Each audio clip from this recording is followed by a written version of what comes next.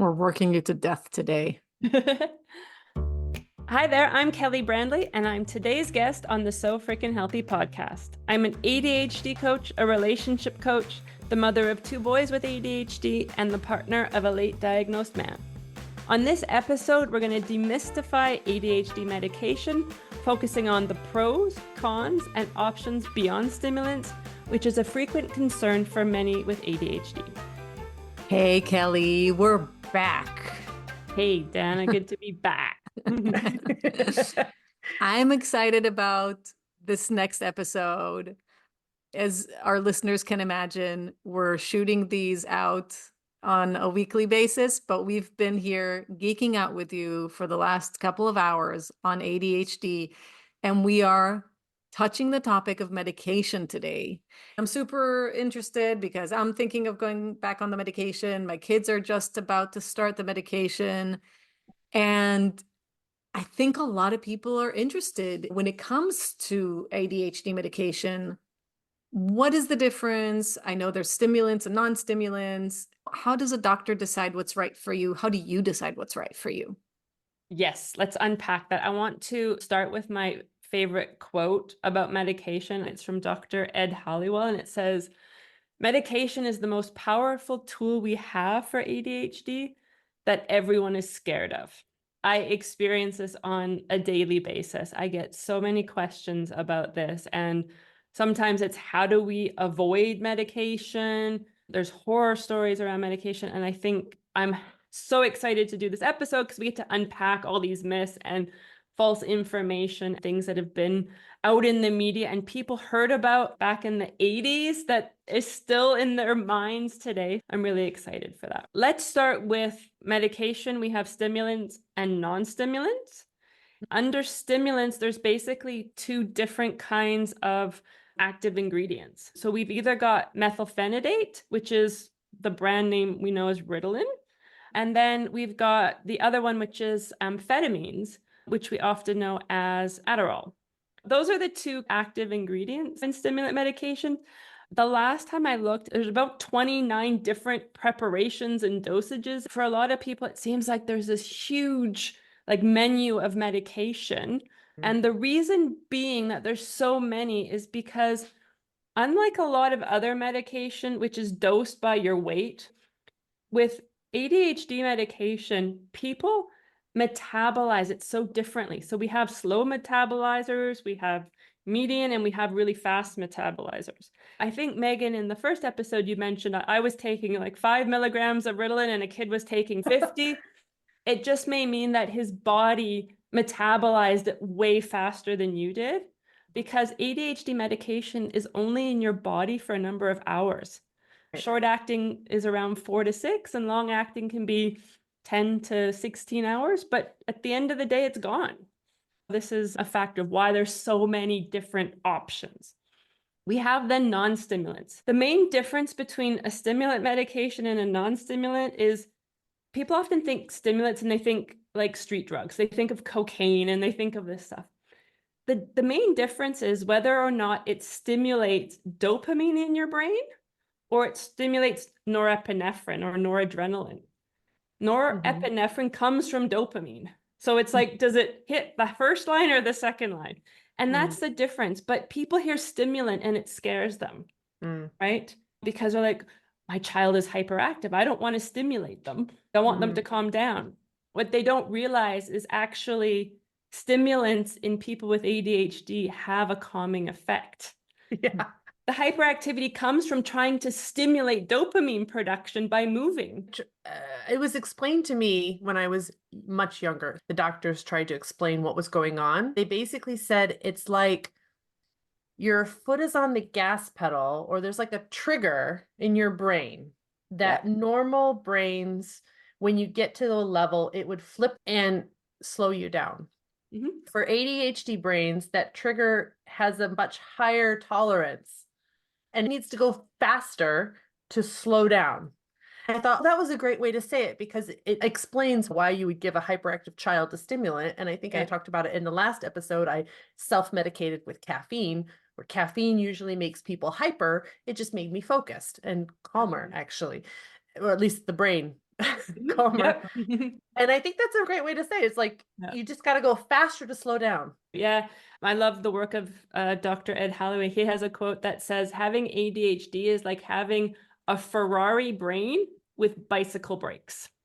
Love Oh, that. that's epic. I love it. The medication gives you brakes for the fast brain. Yeah, Yeah. exactly. And we talked about the swinging door, the filter.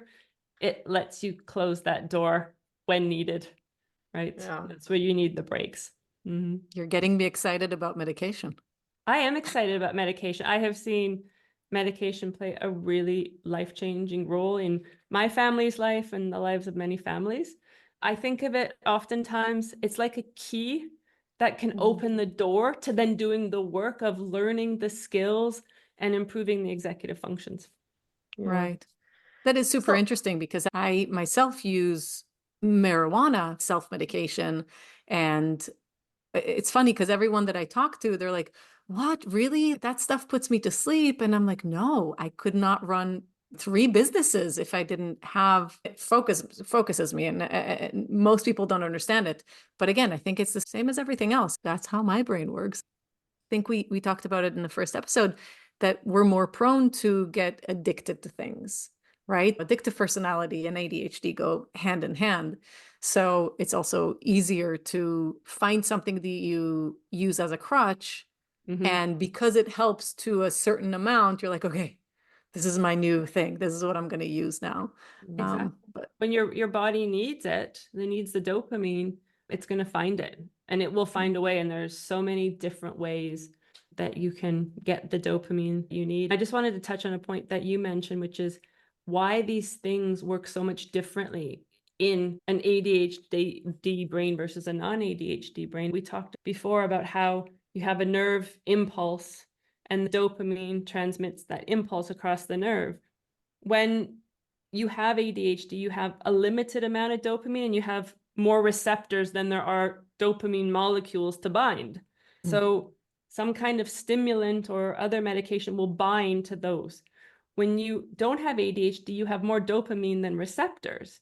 And so by taking a stimulant, all of a sudden you're flooding that synapse of that nerve with way more dopamine than there are receptors. What happens is it binds, it releases, it binds, it releases, and it just keeps going. That's why there's such a different response to things like caffeine, nicotine, marijuana, or cocaine. So I mentioned in one of the previous episodes my experience taking medication, and I was waiting for this episode to go deeper about the effects when I was old enough to remember. I mentioned that when I was young, I had heart palpitations, like just my heart was beating out of my chest. I also had muscle spasms, which we mitigated and managed. We adjusted the dosage, adjusted the time between dosages, and it was fine. However, when I was in high school, I had a lot of activities going on, extracurriculars. I was going to extra classes in the morning. So my day was packed. One of the things I noticed with friends that have known me for a really long time, and I was taking my medication, they could always tell when I was on my medication. And they said, Megan, you're not Megan when you're on your medication. You are not bubbly, you're not funny, you're just super serious, and you're not your usual you when you're on your medication. That was a huge thing for me in high school because I love being me. I have really good self-image and I enjoy making people laugh and being a little bit of the center of attention. That stuff went away. So I actually stopped taking medication in high school. And then and it didn't seem to be much of a problem. I got really good grades. I was in advanced classes. I did everything I was supposed to do because I didn't have time to let myself go off course. And then, as I mentioned, I went back on medication when I was in college because I just had to, because I had whole days with no classes, no structure whatsoever. I'm bringing this up because the same doctor and his name escapes me, the guy in Canada, he was talking about stimulant versus non-stimulant medication and about how sometimes certain stimulant medications can affect a certain part of the brain that does affect your affect, which is also parents with kids saying, my kid is not hyperactive anymore, but he just sits there like a blob. I'm very curious now about this new medication, that the non-stimulant, which was not available when I was younger, that affects a different part of the brain, and then how you might use both to make sure someone still is their own personality, the bubbly, wonderful personality that is an ADHD person that everybody knows is kind of the center of attention. And how do they, then how do you still focus as well? Absolutely. So just as kind of a baseline for this, medication shouldn't change the person's personality. If it is, then it's likely the wrong medication or the wrong dose or the wrong timing. Like there's something that needs to be adjusted, because the person should still be able to bring forward all those great characteristics and traits of who they are. Certainly people who become quiet or almost depressive, that's oftentimes it's an overdosage, and we need to go back. That's part of how you find the right dose. You have to go too high to realize that's too much, to then come back down. That's a sign that the dosage is probably too high. In terms of when stimulant or non-stimulant, we know about 80% of people will respond to a stimulant and 20% won't. That first 20% will try a non-stimulant. And then it impacts different parts of the brain. The non-stimulants tend to have a lot more impact on the affect, the mood, the emotional regulation side. And so what we'll see is people will do really well on that. So especially people that have more of an emotional dysregulation ADHD, they'll find their emotions get well controlled with the non-stimulant, but then they'll say, but I still can't focus. And so then what we'll do is we'll add in a stimulant in conjunction with that, and then we can kind of balance out both sides. But this is often a process of trial and error that you need to go through with your doctor, discussing options and being very open about what the side effects are and what you like about the medication, what you don't like. And then having somebody who's very experienced with guiding people through that process can be valuable. Personally, my eldest tried 6 different types of medication. My youngest has tried 4. And my partner tried 6 or 7 and is now on the first one he tried. After trying all of them, he realized that was the one that suited him best. At the beginning, he didn't have that reference point. So that was interesting to see. Hey, are you loving our guest as much as we are? Click the link in the show notes where you'll be able to find additional information, contact details, and maybe even a freebie too. So we now know it's not only a huge process to get your diagnosis, then there's also a process behind finding what medication is right for you. Yeah. A lot of people give up really early. They try Ritalin and they say, oh, this does nothing, and they give up. It's really important to understand that it is a process, and it's not like taking something for a headache to say it worked or it didn't. Knowing that it takes so long, it might take a good year to get the diagnosis. It might take another few good months to get the medication right. What are some non-medication strategies or lifestyle changes that can help manage ADHD symptoms? Yeah. And how do they compare to medication?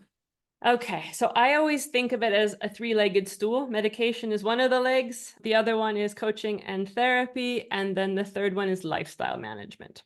Medication, I think, is a really important aspect. All the people that I work with hear from me. I educate on it. Of course, it's always their decision if it's something they want to look into with their doctor. But I do really think medication is one of the most powerful tools we have. There's not a stigma if you have diabetes to take insulin because you need it. And I don't see medication for ADHD being anything different, as we're giving a replacement of something that the body needs, that it is short in supply or lacking. There's been a lot of media creating negativity. There's a shortage in the US because a lot of college students are abusing stimulant medication. It works for them differently. They can stay up for 2 days and study when they're on stimulants. And so that's why there's this abuse of stimulant medication, but it works very differently in ADHD. It's unfortunate that they're not being able to get the help that they need because it is being abused. But that doesn't mean that an ADHD child given medication will abuse it. So we need to separate those two. Sure. And then I forgot the original question because I went off on a tangent there. What are some non-medication strategies or lifestyle Yes. changes that can help? So Then the lifestyle changes. So we look at sleep, exercise, and diet, managing your sleep and having a good sleep routine. I work a lot with people on setting a fixed bedtime, a fixed wake time, using daylight to stimulate your eye to help with your melatonin to fall asleep at night and your cortisol to wake you up in the morning, having strategies like using multiple alarms for people that struggle to get up in the morning to make sure that they're keeping this routine. Screen time is always a question for parents. Limit any kind of screen exposure 2 hours before bed. Blue light stimulates cortisol. It's the waking hormone, so we don't want to be stimulating that before bed. Having routines and rituals, right? Like with young kids, we've always had the bedtime story that tends to fall away. What do you do with teens? Helping them get into their routine, which is maybe they have a snack, a shower, and they read a book, they do some drawing, but that they have this ritual that gets them ready to sleep. Then daily exercise is super important. Exercise stimulates dopamine, and it can do that for several hours. Absolutely. Whether it's getting out for a walk or doing an organized sport, building exercise into your life is important, but really hard for people with ADHD to do consistently. Having a buddy that holds you accountable for that, having strategies to make sure that you're doing that regularly. And then the big one is diet and supplementation. A lot of people, advice from grandparents is don't feed your ADHD child sugar. They'll be bouncing off the walls. Some may not. Sugar is actually an addictive stimulant as well, right? We eat sugar because it helps release dopamine. It can lead to negative consequences, and obesity being one of them, type 2 diabetes. But having a healthy diet is super important for everybody, as I'm sure you can attest to. But certainly with ADHD, having the right balance, having enough protein and nutrients, and making sure that it's not heavily overloaded with simple carbs and processed foods. There's a lot of talk and research about dyes and how they can affect people differently. Supplementation, there's no research that confirms that the supplementation is really helpful, but there's a lot of anecdotal evidence that omega-3 supplementation and magnesium supplementation are really helpful for people with ADHD, especially magnesium at night to sleep. People also supplement with melatonin. In Switzerland, it's by prescription only. In most countries, it's over the counter. People can do that in discussion with your doctor, of course, to help with getting regular sleep. Personal contact is also, for people with ADHD, often super important to be able to have that interaction with people because it makes us feel good and releases dopamine. I also read yesterday that iron is typically low with ADHD, which is really interesting because my dad has been going loyally every single year he needs to get an IV, and I've been getting an IV, and that was kind of another light bulb going off. So iron is often supplemented for people with ADHD, and most people who are in treatment will get tested for it every single year to make sure that they're getting enough. It's interesting because we did another episode with Dr. Mary Pines, which this one will come out before that one, but it's about perimenopause and menopause. And we do a couple episodes with Dr. Mary. And we asked also the same question, what can a perimenopausal, menopausal woman do? What's like the number one thing they can do to help them? And she's just like, sleep. Sleep. You need to sleep. Every time we interview someone, whatever the problem is, the very first thing is always you have to get enough sleep for your body to do all the things it's supposed to do. And so, yeah, I just wanted to point that out because I feel like it needs to be pointed out. Most of our problems could be solved with just really, really good sleep and consistently good sleep. But having said that, a lot of ADHD people are struggling with quality of sleep or like falling asleep. I know it used to take me hours before I started with magnesium before bed and GABA and things like that. I would take 2-3 hours to fall asleep every single night. And if I was woken up in the middle of the night by a bird, by a car, forget it. There's another 1 or 2 hours to fall asleep. So I have to say to strengthen what you were saying, Kelly, when I found my rhythm, I'm usually in bed at 9. I wake up at 5, sure, but I'm in bed at 9 and I wake up naturally every single day at the same time. That really did help to get into the rhythm of actually falling asleep and not just laying there. I find for me that there is a time, which for me is 10:30, where if I'm still awake, my brain gets second wind and now I'm laying in bed and I'll be up until midnight just thinking.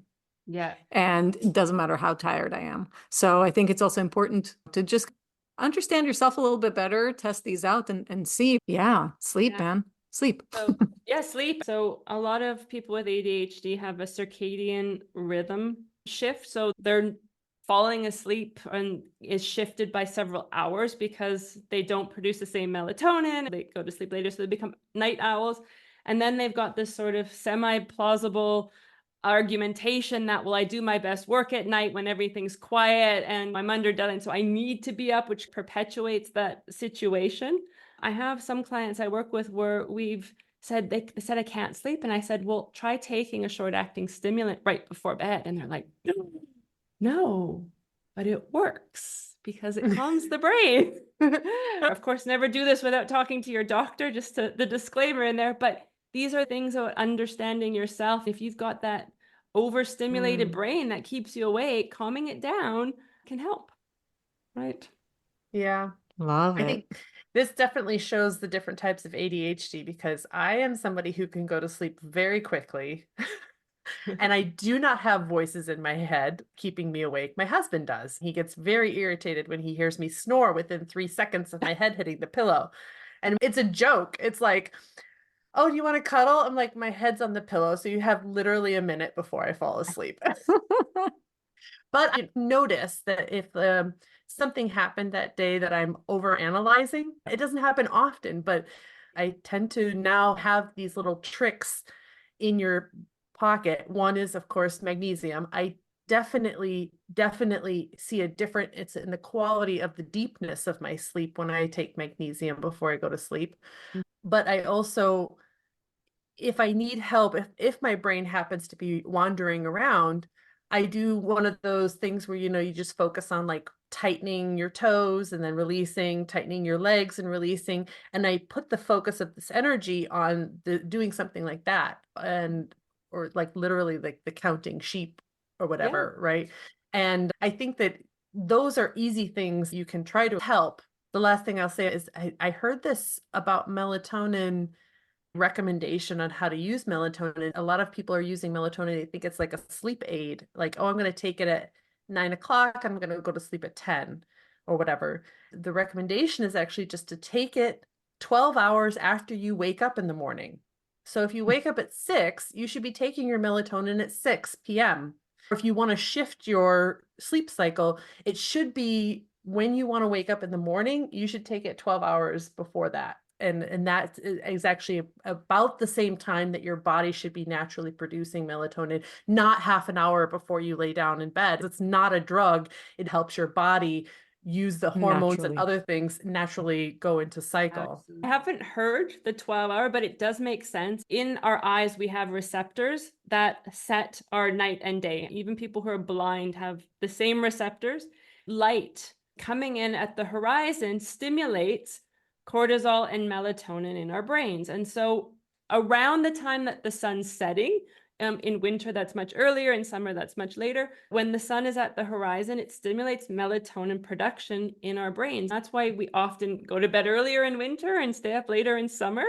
This 12-hour window makes sense because after you've been up about 12 hours, that's when you want to start winding down and getting ready for bed. And it does take a couple of hours before your body then gets you into that sleep mode. And so taking it at 10 o'clock at night and then saying it keeps me up until 1 o'clock in the morning, it's kind of making sense because, like you said, it's not a sleep aid in the sense that you take it in 15 minutes, you'll be asleep, which a lot of people think it is. Yeah.